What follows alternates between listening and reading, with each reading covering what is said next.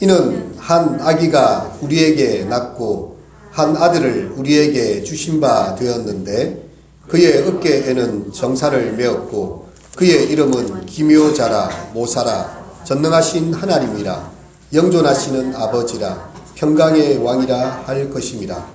또 정사와 평강의 더함이 무궁하며 또 다윗의 왕자와 그의 나라에 군림하여 그 나라를 굳게 세우고 지금 이후로 영원히 정의와 공의로 그것을 보존하실 것이라. 만군의 여호와의 열심히 이를 이루시리라.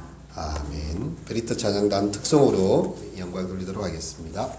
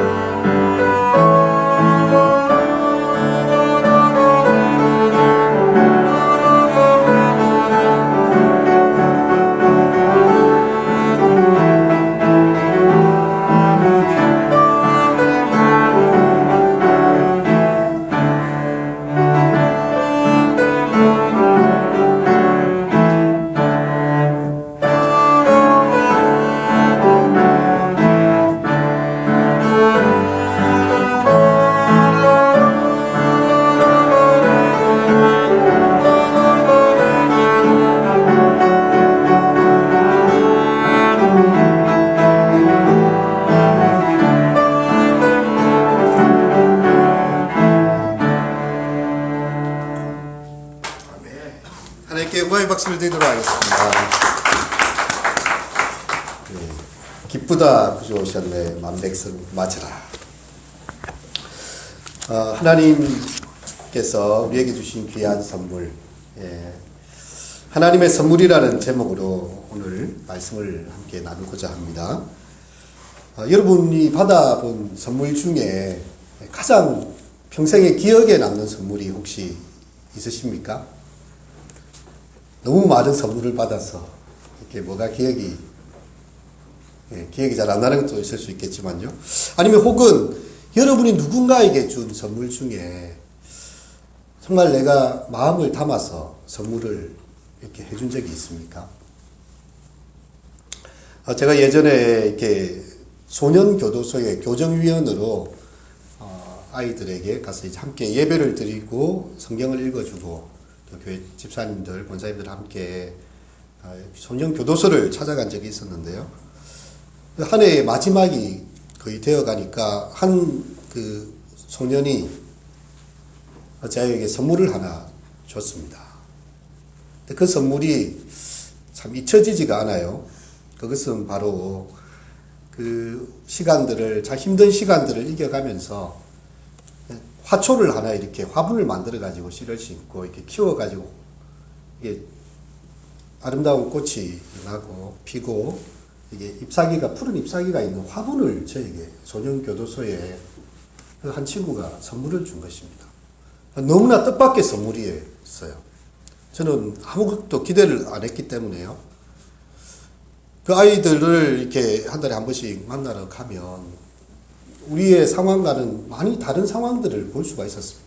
한 번은 우리가 이 오렌지를 많이 사가지고 아이들에게 간식으로 주기 위해서 가져갔는데요. 이 아이들이 한참을 오렌지를 멀뚱멀뚱 쳐다만 보고 먹지를 않는 것이었습니다. 그래서 좀 의아해했죠. 아니, 너희들 먹으라고 오렌지를 가져왔는데 왜 먹지 않느냐. 그때 제가 전도사 시절이었으니까, 전도사님, 우리 여기 소년교도소에는 1년에 딱 한 번 크리스마스가 됐을 때 1인당 한 명당 한 개씩 오렌지를 주는데, 아니 이렇게 갑자기 찾아오셔가지고 오렌지를 많이 풀어놓으시면 도대체 먹을 수가 있습니까, 이것을? 그때 제가 참 생각했어요. 똑같은 하늘 아래 이렇게 있지만 어떤 이에게는 이 오렌지 하나가 그냥 집어 먹을 수 있는 오렌지가 아닌 것입니다.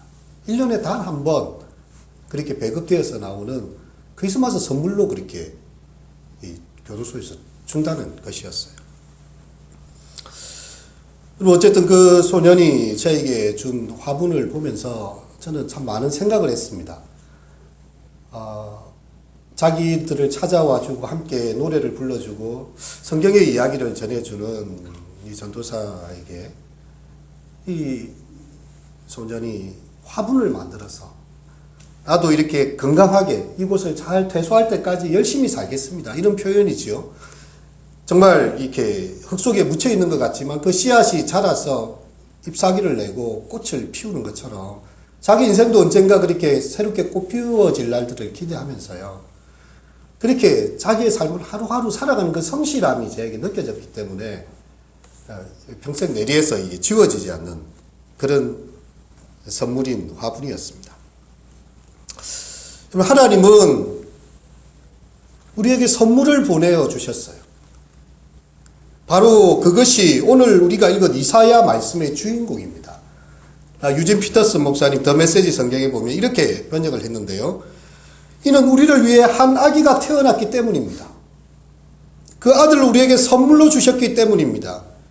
그가 이제 세계를 통치할 것입니다. 그의 이름은 놀라우신 조언자, 전능하신 하나님, 영원하신 아버지, 온전케 하는 왕이라 불릴 것입니다. 그분의 통치권은 점점 커지고 그분의 온전하심은 끝이 없을 것입니다. 그분은 역사적인 다윗 왕자의 보좌에 앉으셔서 약속된 왕국을 다스리시고 그 왕국을 굳게 세우셔서 세세토록 다스리실 것입니다. 공정함과 올바름으로 이제부터 영원까지 다스릴 것입니다. 만군의 하나님의 열심히 이 모든 것을 이루실 것입니다. 우리가 이 예수님의 이야기를 성탄절에 듣게 되는데요. 작년에는 제가 못 가봤는데 올해는 로데오 거리의 그 성탄 트리를 한번 가봤습니다. 그 진주의 그 차 없는 거리, 로데오 거리에요. 이렇게 성탄의 장식들과 함께 구세군에서 나와가지고 딸랑딸랑 이렇게 어려운 이웃을 돕자고 빨간색 옷을 입고 이렇게 종을 울리고 있고요. 그리고 트리와 함께 그 사랑의 하트와 또 십자가와 별이 이렇게 거리를 수놓은 것을 보았습니다. 여러분, 이 성탄의 주인공은 바로 예수님이지요. 근데 예수님의 이야기는 예수님으로부터 시작되지 않습니다. 하나님은 아주 오래 전부터 이 일을 준비해 오셨어요. 예수님의 구원의 일은요, 창세 전부터 하나님의 섭리와 계획 속에 있는, 그리고 그 모든 것들이 결집되면서 최종 모습으로 드러난 것이 바로 예수 그리스도의 탄생입니다. 우리가 지금 대림절이라고 촛불을 하나를 켜고 두 개를 켜고 이제 마지막 5번째 촛불까지 켰는데요. 이 마지막 촛불이 오늘 켜지기까지 4주간의 시간의 기다림이 있었습니다. 그것처럼 하나님께서는 수많은 역사의 그 시간들 속에서요. 이것은 바로 구약의 예언이 성취되고 있는 것이라는 것을 우리에게 말해주고 있어요. 마태복음 1장 21절에 보면 이 두려워 떨고 있는 이 마리아에게 천사가 나타났어요. 두려워 말라, 아들을 낳으리니 이름을 예수라 하라. 이는 그가 자기 백성을 그들의 죄에서 구원할 자이심이라. 이 모든 일에 된 것은 주께서 선지자로 하신 말씀을 이루려 하심이니 주께서 친히 징조를 너희에게 주실 것이라. 보라, 처녀가 잉태하여 아들을 낳을 것이요 그의 이름을 임마누엘이라 하리라. 정말 처녀인 그 결혼하지 않은 이 어린 이 마리아에게요, 천사가 와서 처녀가 잉태하여 아들을 낳는 표징으로 임마누엘, 바로 예수 그리스도가 나심을 그렇게 선포를 하고 있는 것이지요. 그래서 이사야서에 예언된 말씀이 그대로 성취되고 있는 것입니다. 또한 미가서 5장 2절에 보면 그 장소까지 언급이 되고 있어요. 베들레헴 에브라다야, 너는 유다 족속 중에서 가장 작을지라도 이스라엘을 다스릴 자가 내게로 나올 것이라. 그의 근본은 상고의 영원에 있느니라. 예수님의 탄생은요, 역사 이전부터, 영원 전부터 계획된 하나님의 그 계획하심이요, 드디어 실현되어서 이 땅 가운데 오신 것입니다. 예수님께서 오심으로 새 시대가 열렸어요. 그리고 우리가 기원 전과 기원 후를 나누는 기준은요, 비포 크라이스트와 안나 도미네로, 이렇게 라틴어 안나 도미네로 나누어지죠. 예수 그리스도가 오시기 전과 BC 몇 년경 혹은 안나 도미네 AD 몇 년으로 나누어지는 역사의 분기점이 바로 그리스도의 오심이 되는 것입니다. 하나님께서 친히 역사 속으로 들어오셔서 하나님이 어떤 분이신지를 보여주시는 것이에요. 그가 우리의 편이시고 우리를 구원하시기 위해서 못할 일이 없다는 것을 귀로 들은 하나님이 아니라 눈으로 보는 하나님으로, 손으로 만지는 하나님으로 오신 것입니다. 그 모든 일이 예수님의 삶을 통해 이루어졌고요, 그의 죽으심과 부활을 통해서 드러나고 성취됩니다. 근데 그때나 지금이나 이 웬만해서는 믿기 어려운 이야기입니다. 처녀가 잉태하여 아들을 낳았다. 이것도 믿기지 않는 이야기뿐만 아니라 그가 온 세상 죄의 짐을 지고 가는 하나님의 어린 양이 되셨고, 영접하는 자 곧 그 이름을 믿는 자들에게는 하나님의 자녀가 되는 권세를 주셨다는 것이죠. 여러분, 이것이 여러분 믿깁니까? 사실 너무 좋아서 믿기지 않는 일입니다. 우리가 그리스도를 통해서 하나님을 아빠, 아버지라 부를 수 있게 된 거예요. 전능하사 천지를 만드신 그 우주의 왕이시고 만왕의 왕이신 그 높고 두려우신 하나님을요, 친밀한 아빠라고 부를 수 있게 하신 것은 바로 예수 그리스도의 나심 때문에 그러한 것입니다. 그래서 예수님 제자들 가운데 한 사람인 요한이 그 요한 1장에 보면 이렇게 이야기하고 있어요. 태초부터 있는 생명의 말씀에 관하여는 우리가 들은 바요, 눈으로 본 바요, 자세히 보고 우리 손으로 만진 바라. 이 생명이 나타나신 바 된지라. 이 영원한 생명을 우리가 보았고 정언하고 너희에게 전하노니 이는 아버지와 함께 계시다가 우리에게 나타난 바 되신 것이라. 우리가 보고 들은 바를 너희에게 전하면 너희로 우리와 사귐이 있게 함이니 우리의 사귐은 아버지와 그의 아들 예수 그리스도와 더불어 누립니다. 우리가 이것을 쓰면 우리의 기쁨이 충만하게 하려 함이니라.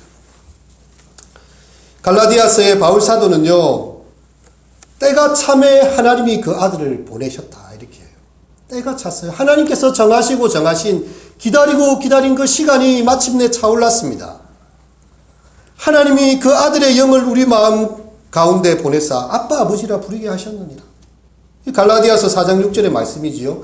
때가 참에 그 아들을 보내심으로 이제 또한 그 아들의 영을 우리 가운데 거하게 하심으로 우리로 하여금 하나님을 아버지라 부를 수 있게 하셨다. 제 친구 중에 이 고등학교 때 처음 교회를 나간 친구가 있어요. 자기 가족 중에 교회 다닌 사람 아무도 없습니다. 친척 중에 아무도 없습니다. 교회 가자는 사람 아무도 없습니다. 근데 어느 날 교회를 한번 가보고 싶다는 생각이 든 거예요. 근데 이 친구의 말로는요, 교회에서 뭘 할까를 생각을 했는데, 자기 생각으로는 기도를 하고 하나님이 기도를 이루어 주시고, 그러면 나는 지금 인문계 고등학교를 다니니까 좋은 대학에 가고, 하여튼 이 정도 생각을 가지고 간 거예요. 근데 그 교회에서 전혀 듣지 못한 낯선 이야기를 듣게 됐습니다. 하나님께서 자기를 사랑하신다는 것입니다.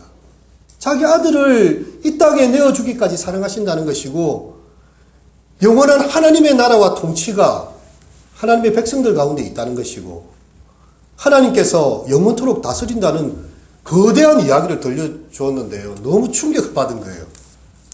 내가 처음 교회를 갔던 날에 나는 내가 생각하지 못한 이야기를 들었다. 그게 혼자 교회 갔다가 이렇게 느낀 그런 이야기였습니다. 여러분, 하나님의 때가 찼을 때요, 하나님께서 우리를 부르십니다. 그 아들을 보내신 것처럼 우리의 삶에도 하나님의 때가 다 있어요. 우리는 어떤 경우에 내가 짜놓은 어떤 시간표 안에서, 내가 어떻게 계획한 어떤 타이밍 안에서 그 일이, 내가 원하는 일이 이루어지기를 바랍니다. 하지만 그것은 굉장히 어리석은 생각일 수도 있습니다.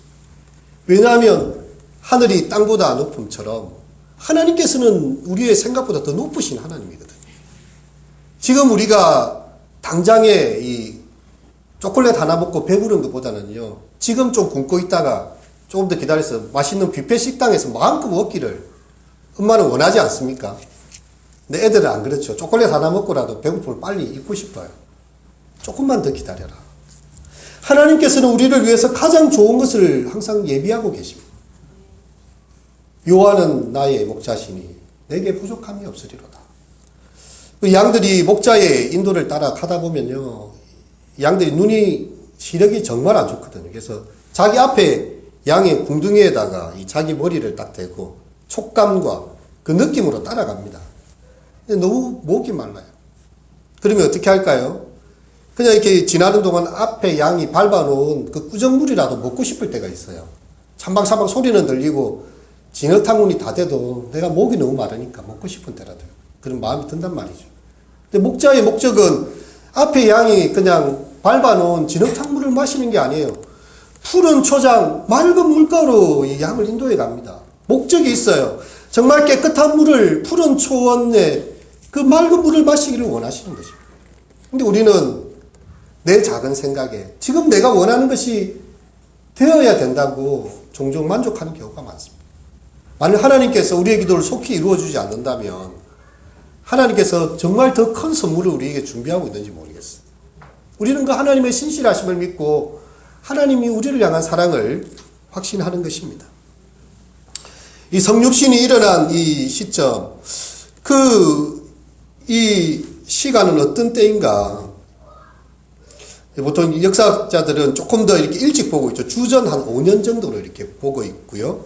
헤롯 대왕이 사망한 주전 4년보다 1년 앞서는 그때로 이렇게 보고 있습니다.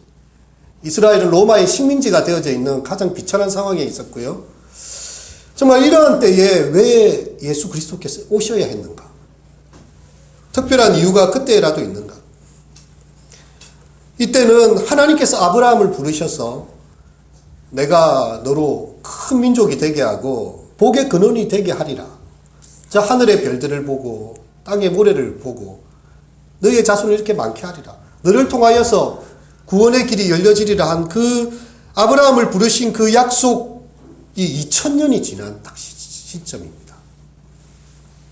그 약속을 주시고 그 약속이 성취되는 그때까지 이렇게 긴 시간이 필요했던 이유가 무엇일까? 바울은 하나님께서 이 기한이 찼을 때, 때가 찼을 때 그 아들을 보내셨다고 했는데요. 그것이 왜 그런지는 우리에게 성경은 밝혀주고 있지 않습니다. 하지만 우리가 또 2000년이 지난 지금의 그 시대를 바라보고 있을 때요, 정말 하나님께서 자기 아들을 그때 보내신 이유가 분명히 있었어요. 무엇인가요? 첫 번째는 팍스 로마나의 시대였습니다. 로마 제국이 그 이전에 없던 대제국을 만들면서요, 그 지역을 다 평정하는 그런 시대입니다. 곳곳마다 군대가 배치되고 평화가 유지되고 대륙의 도둑과 바다의 해적들로부터 사람들을 지킬 수 있는 어떤 중앙 집권적인 그런 상황이 만들어져 있는 것입니다. 두 번째는요, 이 헬라어, 이 제국의 공용어가 되어서 이 복음의 전도가 쉬워질 수 있는 그런 모든 것이 준비가 되어 있던 것이죠. 그리고 사람들 사이에는 영적인 갈망이 커져 있었습니다. 그들이 섬기던 로마의 구닥다리 신들은 더 이상 그들의 관심이 되지 못했어요. 여러 신비 종교들이 있었지만 그것은 영적인 만족감을 주기보다는 영적 갈급함을 더 증명해주는 그런 시대였습니다. 그런데요, 유대교가 가지고 있었던 그 당시에 유일신 사상과 그 높은 기준, 윤리적 기준들이 그 당시에 사람들에게 매력을 주고 있던 그런 시절이었습니다. 근데 하나님께서 그 로마의 그 닦여진 도로를 통해서 무엇이 전해지게 하십니까? 로마가 곳곳마다 도로를 건설했잖아요. 예, 그 도로의 길을 통해서 복음이 전파되게 하십니다. 주 45년에서 57년, 이 10년 만에 바울 사도가 갈라디아, 마케도니아, 아가야, 아시아, 로마의 네 지방에 교회가 세워지는 것을 경험을 했어요. 복음을 위해서 하나님께서 그 길을 다 준비해 놓으신 것이죠. 그래서 바울은 말합니다. 내가 예루살렘으로부터 두루 행하여 일루리곤까지 그리스도의 복음을 편만하게 전하였노라. 복음의 때가 무르익은 것입니다. 그리고 이 헬라어 성경이죠. 코인의 헬라어라고 이렇게 하는데 이 헬라어 성경이 전파되고 번역되고 사람들에게 이 언어가 하나가 되어 있으니까 이 복음이 쉽게 그들에게 전파되게 됩니다. 하나님께서는요, 그 모든 것을 다 보고 계셨습니다. 마태는 우리에게 종합적인 상황들을 보여주고 있어요. 모든 창조와 구원이 예수 그리스도 안에서 완성되는 것을 보여주고 있습니다. 우리의 삶의 모든 부분이 그리스도 안에서 완성되는 것을 말해주고 있습니다. 마태복음 5장에 보면 예수님께서 말씀하십니다. 내가 율법이나 선지자를 폐하러 온 줄로 생각하지 말아라. 폐하러 온 것이 아니요 완전하게 하려 합니다. 여러분, 하나님이 살아계신다, 하나님이 계신다라는 그 발표가 굳이 뉴스가 될 수 있겠습니까? 여러분, 우리가 역사와 문학을 연구해 볼 때, 문화를 찾아봐도요, 모든 세기에 거의 모든 사람들이 신의 존재를 믿었습니다. 요즘 같은 때가 요즘 이제 무신론자가 많아지는 시대지만요, 거의 많은 시대에 신의 존재를 의심한 사람들은 없었어요. 복음을 통틀어 인류 전체에 의식주의 문제나 가정의 일이나 뭐 다른 어떤 일, 모든 관심사보다도 더 사람들이 관심을 가지고 있었던 것은요, 신에 대한 문제예요. 저 앙코르와트의, 캄보디아의 앙코르와트의 그 거대한 건축물들도요, 자기들은 뭔지 모르지만 어떤 신을 향한 갈망들을 보여주고, 이집트의 그 피라미드, 그리고 여러 건축물들이 다 그런 것들을 보여주고 있어요. 그런데 그 하나님이 바로 지금 여기에 함께 계신다. 임마누엘, 하나님이 우리와 함께 계신다. 여러분, 이것은 바로 우리에게 가장 큰 뉴스입니다. 하나님이 사람이 되어서 우리와 함께하기 위해서 이 땅 가운데 오셨다. 이것은 기독교만이 가지고 있는 유일한 복음이지요. 저 멀리 그곳에 계신 하나님이 아니라 나의 곁에서 나와 함께 하시기 위해서 here and now, 여기 이곳에 지금 우리와 함께 하시는 하나님, 이것이 바로 우리에게 진짜 뉴스가 되는 것입니다. 우리가 살아가는 일에 정말 예수님이 우리 가운데 찾아오셨어요. 우리의 아픔을 알기를 원하십니다. 그가 친히 시험을 당하셨은즉 시험당한 자들을 너희 도우실 수 있느니라. 여러분, 우리가 정말 기도에 두 손을 모으고 우리가 마음 아파서 정말 그 가운데 찬송의 노래를 부를 때요, 우리 주님은 다 알고 계십니다. 그분이 다 체험하셨기 때문이죠. 제자들로부터 떠나시고 가족들로부터 떠나셔야 했고 자기 땅에 오며 자기 백성이 영접지 아니함을 경험하셨던 그 예수님, 거절당하시고 핍박당하시고 마지막에는 십자가에까지 내몰리셔서 그렇게 죽임당하셨던 그 주님은요, 우리의 고통과 아픔을 다 아시는 하나님입니다.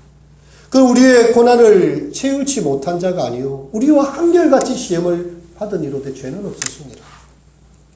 그래서 우리의 기도를 들으실 수 있습니다. 우리의 간구를 알고 계시고요, 우리의 고통과 외로움과 아픔을 알고 계십니다. 하나님이 사람이 되셨다는 것, 우리와 함께 하신다는 것, 그것이 진짜 복음인 것입니다.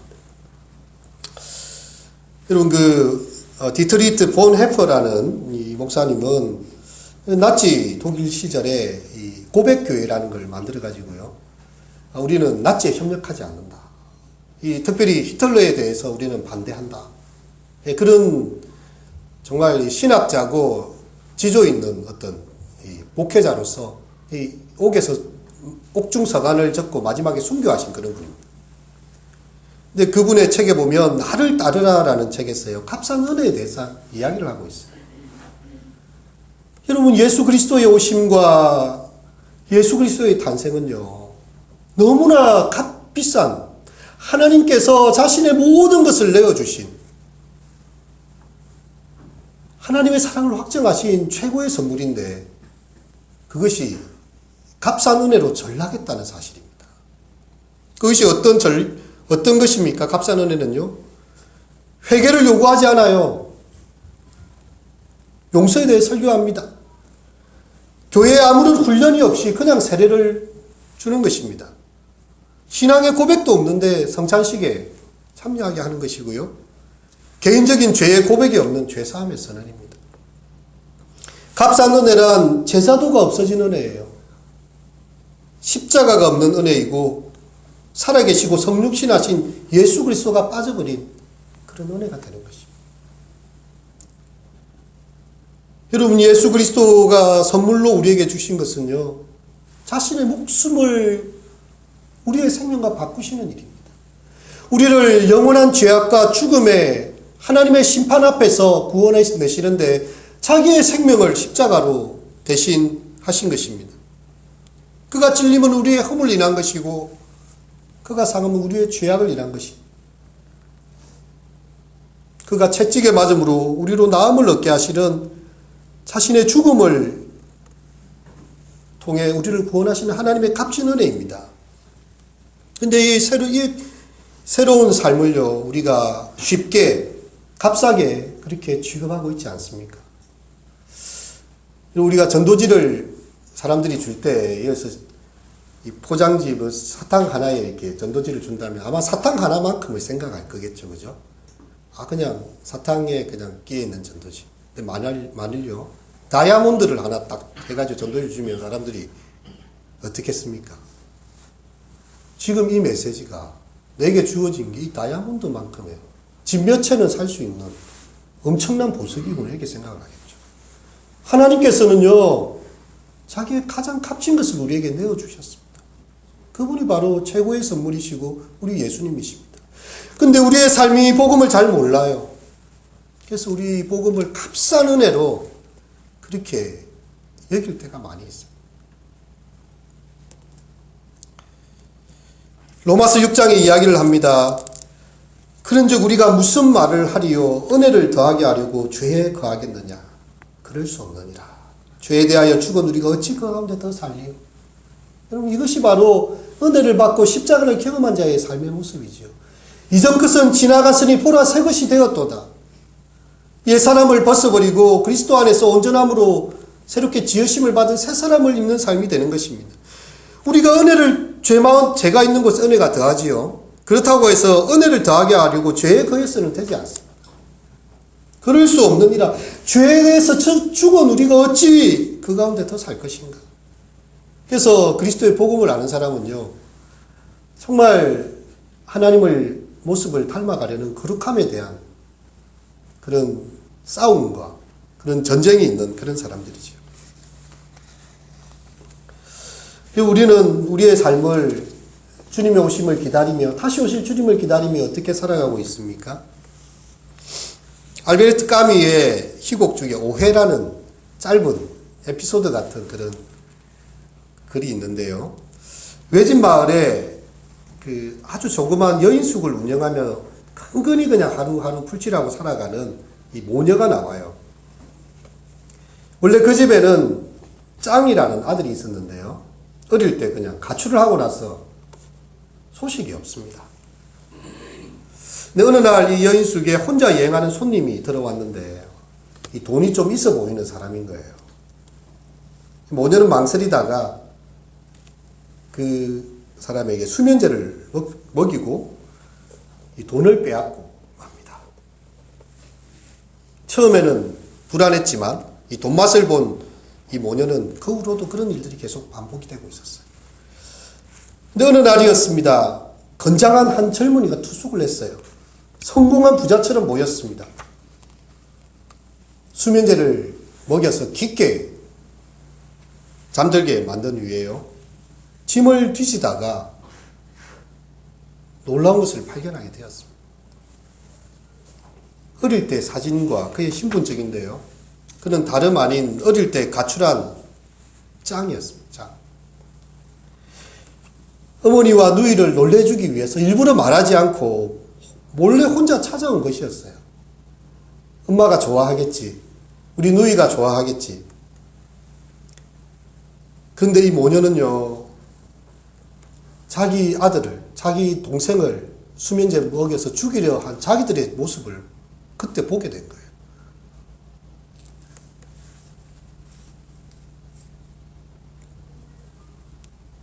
자기들이 수면제를 먹여서 죽인 남자가 그토록 자기들이 오매불만 기다리던 아들이었다, 짱이었다는 사실을 알고 나서 오열하면서 강물에 뛰어들어갑니다. 여러분, 모녀는 자신들이 그토록 기다리던 사랑, 그 유일한 희망을 스스로 끊어버린 것이었습니다. 참담한 비극이지요. 까미가 고발하는 것은 정말 행복을 기다리면서도 정작 탐욕에 빠져서 스스로의 행복을 짓밟아버리는 우리의 현대인의 비극을 보여주고 있는 것입니다. 우리는 주님의 오실 날을 기다리며 살아요.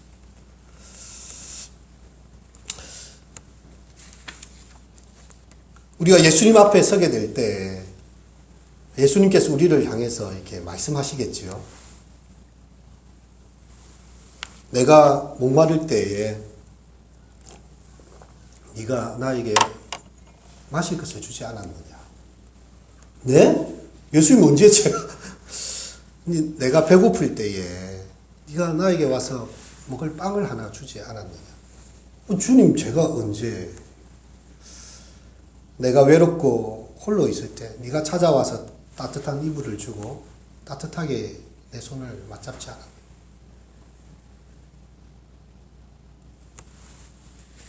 주님, 우리는 주님을 대접한 적이 한 번도 없는데 어떻게 그렇게 되었습니까?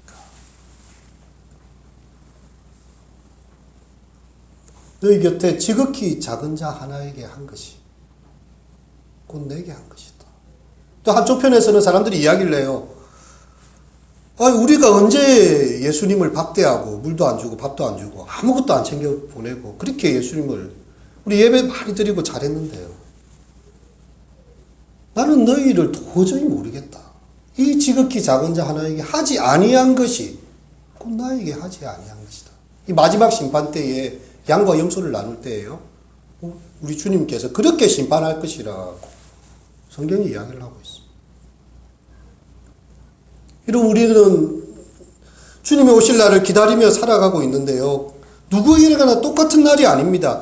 어떤 사람에게는 정말 소자에게 생수 한 그릇 대접한 것도 하늘 아래에 상을 잃지 않는, 정말 하나님께서 수고하였다, 착하고 충성된 종아 하시면서 이 땅의 눈물을 그 눈에서 다 씻기시고 다시 애통하는 것이나 코가는 것이 없고 정말 하나님의 보좌에 그 영광 가운데서 함께 그 주인의 즐거움에 참여하는 자가 있겠지만, 어떤 사람은 그 나라 밖에서 쫓겨나 슬피 울며 이를 가는 사람들이 있을 것이다.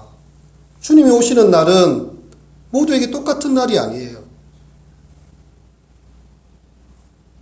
우리는 누구의 목소리를 따라가고 있습니까? 우리는 빛에 속한 사람들인가요? 어둠에 속한 사람들인가요? 바울 사도는 데살로니가 전서 5장 5절에 이렇게 이야기합니다. 너희는 다 빛의 아들이요 낮의 아들이라. 우리가 밤이나 어둠에 속하지 아니하나니 그러므로 우리는 다른 이들과 같이 자지 말고 오직 깨어 정신을 차릴지니라. 여러분, 우리의 주님 다시 오실 날을 기대하면서요, 우리는 매일 주님을 섬기고 그분을 사랑하고 표현하는 것입니다. 우리 곁에 가장 낮은 자들을 함께 하면서, 외로운 자들과 함께 하면서, 그것이 바로 예수님께서 이 땅에 오신 이유이고, 그가 하나님 앞에서 자기를 십자가에까지 낮추심으로 하나님께서 그를 지극히 높여 모든 이름 위에 뛰어난 이름을 주사 하늘에 있는 자들과 땅에 있는 자들과 땅 아래에 있는 모든 자들로 예수 그리스도 이름에 무릎 꿇게 하셨다고 하셨어요. 우리가 낮추어지고 우리가 주님처럼 자신을 비워 섬기는 자가 되면요, 주님께서 때가 되면 그를 높여주십니다. 때가 되면 그의 얼굴을 들어주십니다. 정말 주님 배없는 그 마지막 그 재림의 날, 주님 다시 오실 우리 인생의 마지막 그날에 정말 주님 앞에서 너가 참 수고하고 착한 종이다, 주님의 인정받으실 수 있는 우리 사랑하는 성도 우리 모두가 되시기를 주님 앞에 축원드립니다. 오늘의 말씀을 생각하시면서 이 성탄절 우리의 마음에 주님께서 가르치셔 주신 것이 무엇인가, 성령께서 내 마음에 말씀하신 것이 무엇인가를 생각하며 한 1분 정도 묵도함으로써 잠시 기도 드리도록 하겠습니다.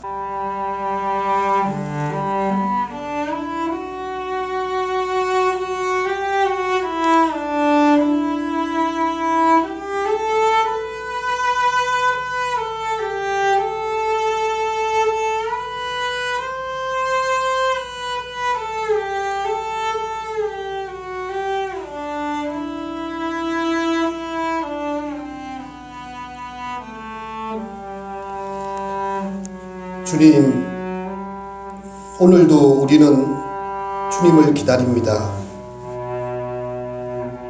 어두운 세상이지만 우리 마음속에 있는 기다림의 불꽃을 꺼지 않게 하여 주시옵소서. 우리가 어둠을 따라가지 않게 하시고 다만 주님의 빛을 따라가게 하여 주시옵소서.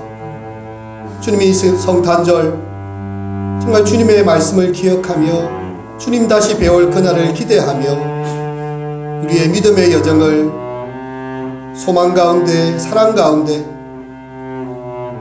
끝까지 달려갈 수 있는 주님의 사랑하는 자녀들 모두 되게 하여 주시옵소서. 예수 그리스도 이름으로 기도드립니다. 아멘. 찬송가 오 베들레헴 작은 홀로 잠든 건우냐 별들만 높이 빛나고 잠잠히 있으니 저 놀라운 빛이 캄캄한 이 밤에 온 하늘들을 비춘 듯 나지 모르나 온 세상 모든 사람들 잠자는 동안에 평화의 왕이 세상에 탄생하셨도다. 저 새벽별